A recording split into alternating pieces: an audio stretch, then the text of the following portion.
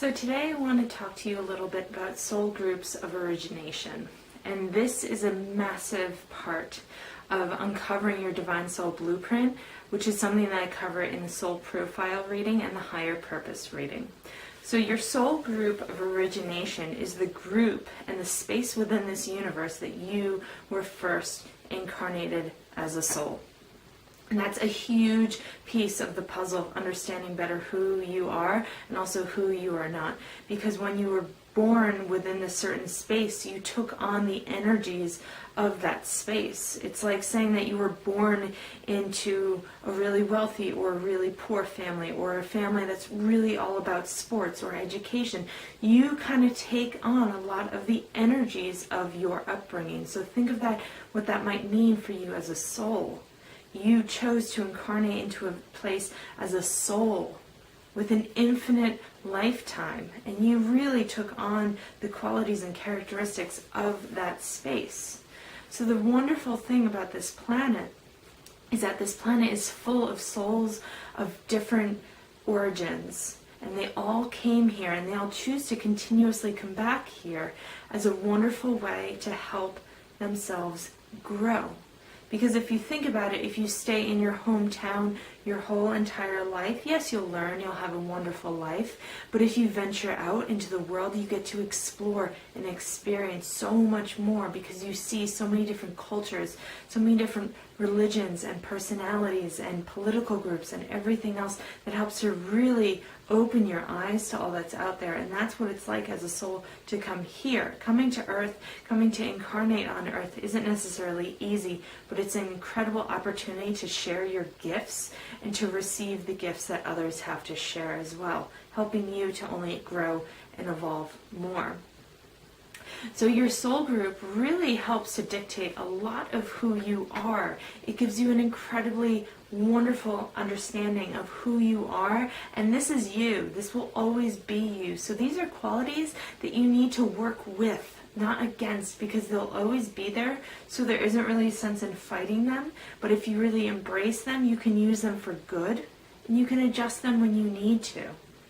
And there are so many different groups that come to this planet. Some are really wonderful visionaries. They make incredible leaders. Some are really good at the details. They don't want the spotlight. They just want to create and do things. Some are all about nurturing and supporting others. Some are all about love and sharing that love and acceptance with others. Some are all about light and finding joy and finding the positivity of life. So there are so many different groups, and it really, really helps to make you a more compassionate person when you understand that. It helps you to understand that you might not understand another person, but there's a reason for the way they are, and there are strengths in the way they are as well.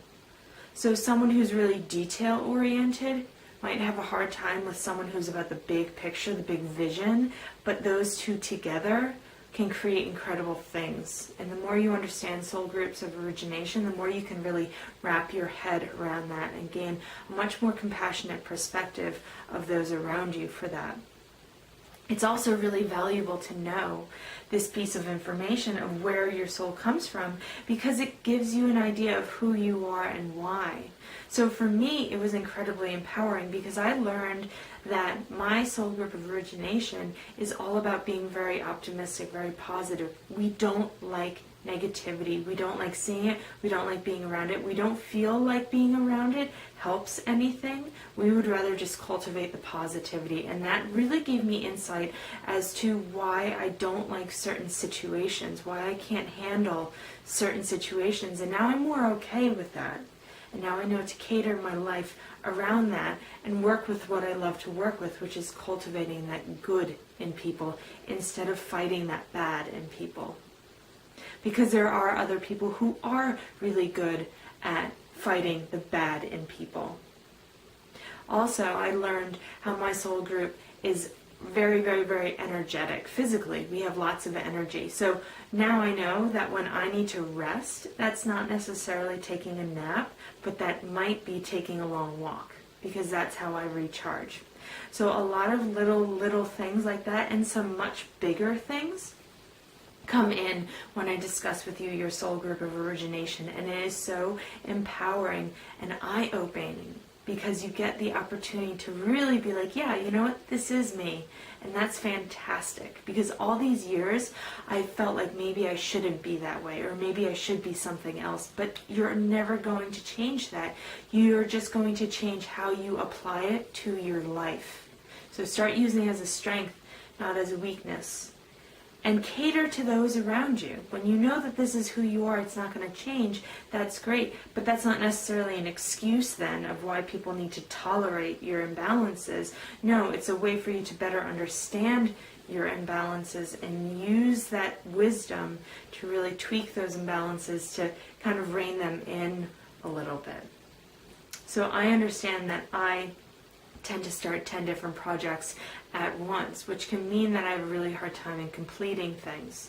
I know that that's one of my weaknesses, one of my imbalances, so I choose to work with that and to really be more diligent about making sure I get things done, asking for the help to get things done. So it's wonderful to better understand your soul group of origination, because then you can take all of your strengths, all of your imbalances, and kind of recreate your life to fit who you are and feel really good about who you are. And the more you're able to do that, the better your life is going to fit you into it.